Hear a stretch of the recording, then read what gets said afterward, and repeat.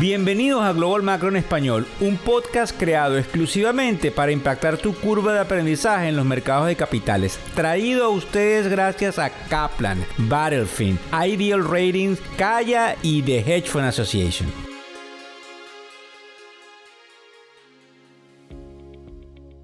Es miércoles 3 de mayo del año 2023. Sí, vamos rápido, tenemos que decir la frase buenas noches, buenas tardes o buenos días, pero aquí hoy vamos serios. No hay, tribuna para bromas. En algunos minutos, dependiendo de la hora en la cual ustedes me están escuchando, o ya salieron la decisión de la Reserva Federal o estaría por salir. Fíjense ustedes lo que está sucediendo, muy parecido a lo que decimos hoy con lo que dijimos el día lunes, y le interesa a los países productores de petróleo, dentro de los cuales se encuentra Venezuela. El petróleo está en lo que se llama caída libre. Peligrosísimo, porque despierta las alarmas a nivel geopolítico. De hecho, vamos a tocar hoy el tema específico de por qué estaría cayendo a estos niveles. Vamos también a hablar del ataque, que también es peligrosísimo, que yo no sé si ustedes saben que hubo en el Kremlin, que es como el palacio de gobierno de Rusia, además de lo que pudiese pasar en el tema inflacionario, con respecto a lo que indudablemente salen desde el punto de vista de los indicadores, pero también lo que sucede con la inteligencia artificial y el tema inflacionario. Entonces, para ir en materia e ir rápido, sí hay una cantidad de noticias de última hora, pero vamos a enfocarnos en este proceso. El caso del petróleo llama mucho la atención porque, como ustedes saben, los países exportadores de petróleos habían llegado a un acuerdo hace algunas semanas atrás, donde recortaban la producción y donde trataban de infligir una cantidad de dolor a la administración del presidente Biden, porque, no sé si lo recuerdan, la Reserva Estratégica de Petróleo se abrió con una cantidad de millones de barriles que diariamente se depositaban en los mercados para aumentar la oferta de petróleo y bajar los precios cuando el petróleo estaba cercano a los 90 o 100 dólares por barril hace un tiempo atrás. Sin embargo, lo lamentable dentro de todo este proceso es que le salió, y no es jocoso, porque obviamente de aquí dependen también países y decisiones políticas que nos terminan afectando a todos. Por eso hoy no hay tribuna para la risa ni para la broma. Lo interesante dentro de este proceso es que le salió el tiro por la culata y el petróleo se ha venido hacia abajo. ¿Por qué el petróleo se ha venido hacia abajo? Como yo lo dije el día lunes, según las notas que nos pasa el equipo. Recuérdense que todo este proceso es una compilación de información. Por eso, cuando alguno de ustedes le hace forward a este podcast o le pide a alguien que lo escucha, tiene una cantidad de información interesante que en algunos casos también ayuda a quienes están en el día a día de asesorar y de manejar dinero. Fíjense bien, lo interesante dentro de este proceso es que no solamente la apertura china ha sido más lenta de lo esperada, es decir, la demanda de los productos petroleros por parte de la economía china no es tan fuerte, pero adicionalmente a eso tenemos el hecho de que, a raíz de que hay algunos números inflacionarios que hemos tenido durante los últimos minutos, y cuando digo números inflacionarios son los que miden la inflación, solo que en este caso desde el punto de vista literal los llamamos inflacionarios porque han mostrado inflación, pero realmente cuando hablamos de números inflacionarios son los números de lectura inflacionaria, bien sea que sea moderada, a la baja o hacia el alza. Fíjense, eso hace que los mercados de inmediato pronostiquen una caída importante más allá de la que veníamos teniendo. Para que tengan una idea, estábamos en los 70 y tantos dólares el barril hace unas horas atrás, y hoy, en este momento, 11:56 de la mañana hora del este de los Estados Unidos, viendo las pantallas en vivo enfrente de mí, tengo que mostrarles que el precio del petróleo se ubica en los 68.11 dólares por barril. En el newsletter del día de hoy van a leer en el encabezado que el petróleo, en el caso del Brent, estaba en alrededor de los 72 dólares, pero ya todo cae tan rápido que mientras terminamos en un newsletter que se los ponemos a ustedes y nos vamos a las pantallas, ya estamos por debajo de los 72, estamos en los 71, algo sumamente peligroso porque despierta las alarmas. ¿Y por qué es peligroso también? Bueno, porque si nosotros tomamos en cuenta el hecho geopolítico de esa explosión en el Kremlin, si es que lo autohizo, que también suena extraño, estaría tratando de buscar un aliciente. ¿Y por qué es tan peligroso? Recuérdense que Rusia ha retirado tropas de algunos lugares en Ucrania, y entonces no es descabellado cuando me llega un informe y dice Rusia se podría estar preparando para lanzar una bomba focalizada con carácter seminuclear. Es peligrosísimo, porque pudiese decir, bueno, nos han atacado en nuestra propia capital y definitivamente nos vamos a ir a defender con todo para mostrarle al mundo que tenemos la voluntad de ejercer nuestro liderazgo en materia nuclear. Eso es peligrosísimo y eso es un catalizador que no está en todos los modelos cuantitativos de la gente y probablemente puede ser un poco descabellado, pero es una realidad. En el tema inflacionario, que es el tema que nos preocupa hoy con respecto a la decisión de la Reserva Federal, esto nos va a afectar directa o indirectamente, ya ustedes lo saben. Yo siempre vengo con mi frase de te tienes que tratar de oír todo lo que hacemos porque esto te interesa. Ustedes lo saben. Algunos afortunadamente nos mandan una cantidad de, digamos, mensajes donde hacen énfasis de que lo que hacemos les llega directamente no solo a los que están en el mercado, sino a los que no están. Aquí hay algo interesante y quiero llamar a la calma. Independientemente de que existieron 3 indicadores importantes que siguen mostrando inflación. ¿Cuáles?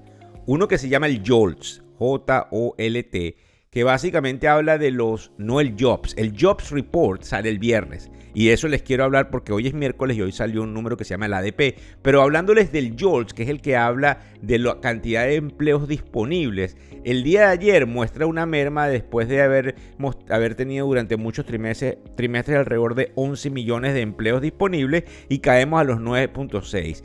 Aperturas, posibilidades de emplear a las personas y eso sigue siendo enorme. Es decir, la economía desde el punto de vista de la generación de empleos sigue estando fuerte. Y ya yo les expliqué varias veces que hay una relación entre la generación de empleo y la inflación y por ende, si el Banco Central quiere de una manera mucho más directa afectar el proceso de la inflación, subiendo tasas de interés, va a llegar un momento de rompimiento donde caemos en una recesión e inmediatamente esas curvas de creación de empleos caen. Pero ¿qué es lo interesante aquí? Por eso les digo, esto es como toda una enchilada y confusión y espero que así lo vean porque no es totalmente fácil en unos minutos explicar todo esto sin tener una historia o un cuento de la manera en cómo lo hacemos. Fíjense.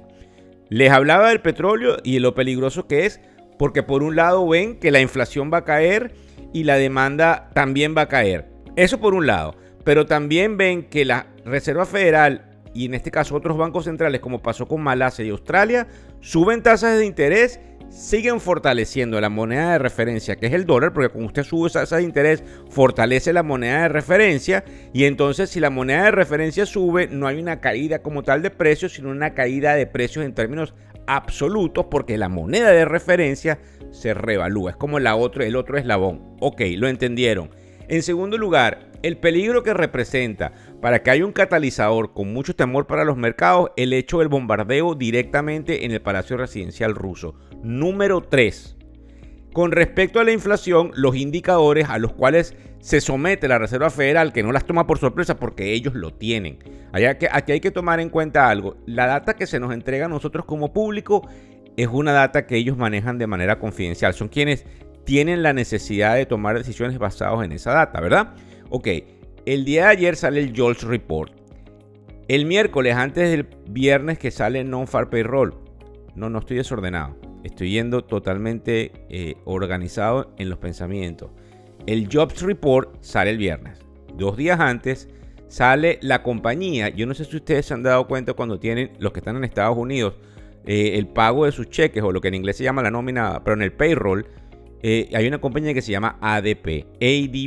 Y esa compañía reporta los empleos creados en la economía, en el sector privado, que se parece mucho a lo que entonces llamamos el non-farm payroll, que son los empleos que no se, incluyen los empleos de agricultura, que son las de las granjas, non-farm, no granjas, empleos no creados en granjas, non-farm payroll, que se hace los viernes. Pues los miércoles antes de ese viernes sale el número del ADP. El número del ADP salió alto. Se esperaba en los cientos y tantos miles y salió en los 200 y tantos miles.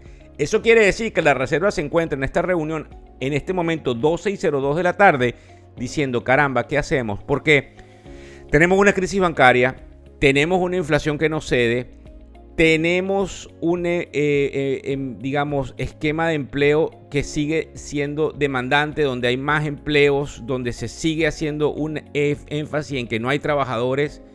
Y si nosotros subimos las tasas de interés, perjudicamos a la economía y causamos una crisis bancaria. si nosotros no subimos las tasas de interés, la inflación vuelve a ser de las suyas. Bueno, ellos lo que van a hacer es que van a subir las tasas de interés y probablemente no van a cambiar el lenguaje. Van a correr el riesgo de que el mercado observe de que van a seguir subiendo tasas de interés independientemente de lo que suceda con el sector bancario, que sería la narrativa del día de mañana. Luego de las tasas de interés, lo que hay que ver en la pantalla son los bancos regionales, porque esos bancos regionales van a tener aliciente de que usted los va a ver caer en precio y usted se va a asustar y va a decir, hay que sacar el dinero, hay que decirle a mi amigo o a la otra persona o a la otra compañía que tiene que sacar el dinero de los bancos regionales. Pero en la reunión que hubo el sábado y el domingo, donde JP Morgan compró a este banco que se llama First Republic Bank, ya todos estos escenarios estaban pensados. Estos escenarios que discute Víctor Hugo Rodríguez y el equipo de factores económicos son perfectamente pensados por todos los que están en política monetaria a nivel mundial y dentro de los Estados Unidos. Entonces, en conclusión, la otra cosa que llama la atención con respecto a esto es que pudiese cambiar por este aliciente. Y con esto despedimos el podcast, primero pasando a cómo están los mercados. Ustedes han escuchado de que la inteligencia artificial va a eliminar una cantidad de empleos, ¿verdad? Sí. Ok, si eso es la realidad y se eliminan una cantidad de empleos, toda esa apertura de empleos que tenemos en el JOLTS Report debería disminuir. Máxime cuando tenemos a IBM diciéndonos el día de ayer de que ellos esperan eliminar el 30% de sus empleos. Yo creo que me siguen a dónde voy. Esto es una fuerza contraria a la fuerza inflacionaria. Esto es una fuerza contraria a la fuerza de creación de empleo, porque tienes una tecnología que los va a redistribuir o a acabar. Ciertos empleos desaparecen y esto es deflacionario. Entonces, estas son las cantidades de cosas y discusiones que desde el punto de vista econométrico y matemático, además de estadístico y de probabilidades, se centra en la reunión de la Reserva Federal de los Estados Unidos. Para que tengan una idea, esto ampliado con diferentes oportunidades de data. Es decir, número uno, a lo que le tenemos que prestar atención, aunque ustedes no lo crean porque a lo mejor digan cómo esto nos puede afectar a nosotros si es en otro lugar del mundo, es a la reacción rusa a raíz de ese ataque en el Kremlin. Porque eso sí puede desencadenar y descarrilar los mercados mucho más que proporcional que cualquier crisis. Yo espero que prevalezca el criterio de la racionalidad. Para que también tengan una idea, antes de despedirnos, los mercados están de la siguiente forma, esperando la noticia en una especie de línea recta. Nasdaq, Standard & Poor's 500 y Dow Jones. Otra de las cosas que me llama la atención porque es una crítica directa a Víctor Hugo Rodríguez es que uno de los analistas más importantes de la compañía Bloomberg, amigo, me llamó y me dijo, Víctor, ¿tú te acuerdas que tú dijiste en el programa de televisión que sacaste el fin de semana de que el Bitcoin iba a subir? Claro. ¿Y te acuerdas que el Bitcoin bajó? Sí. ¿Y bajó porque había una sensación de que se había acomodado la crisis bancaria? Por supuesto. Víctor, no te tengo buenas noticias y quisiera que lo dijeras en tu podcast. Mi nombre es Mike McGlone. Es uno de los senior strategists, es decir, uno de los estrategas más importantes de Bloomberg. El análisis que tiene Bloomberg es que probablemente el Bitcoin puede caer estrepitosamente de nuevo, algo que yo no considero producto de alguna cantidad de correlaciones que se han establecido entre el Bitcoin y ciertas monedas. Cuando hablo de correlaciones, bien fácil de entender. Si alguien hace 1, el otro hace 1. Si alguien hace 3, el otro hace 3. Hay una relación o una correlación, porque cada vez que algo se mueve hacia un lado, el otro también. Por eso hay correlaciones directas y correlaciones indirectas que son indirectamente proporcional si la correlación es al revés. En conclusión, tenemos que prestarle muchísima atención a eso, porque yo sé que muchos son los jóvenes que han apostado, que han invertido, que han creído en el proceso de las criptomonedas, pero no podemos luchar con unas fuerzas sumamente importantes desde el punto de vista estadístico que trabajan con máquinas y que tratan de predecir el futuro. Me disculpan que me haya alargado en el podcast de hoy, pero es histórico, porque nosotros creemos que luego de la decisión de hoy a las 2 de la tarde, usted va a poder leer el mercado a las 4 con unos cambios bruscos, máxime con unos cambios todavía más bruscos entre jueves y viernes, cuando sepamos el número del empleo que sale el viernes y que probablemente sería acompañado de otro de nuestros podcasts. muchísimas gracias, no solamente por compartir, sino por prestarle atención a cada una de las cosas que hacemos desde la tribuna. Hasta luego. El podcast Global Macro y de Factores Económicos ofrece una visión global de los mercados de valores y dicho análisis es producto de la compilación traída por diferentes fuentes de investigación de mercados institucionales. Por motivos y declaración regulatoria, este podcast no debe ser interpretado como una recomendación precisa en inversiones, bien sea en productos y o vehículos financieros. Y además, sugerimos consultar con su respectivo asesor particular de inversiones o su equivalente en caso de suscitarse cualquier duda que pudiese derivarse de nuestra fuente informativa. Este podcast es narrado por Víctor Hugo Rodríguez, quien es un conocido profesor y comunicador financiero, cofundador de la plataforma educativa ilafin.com. Muchas gracias.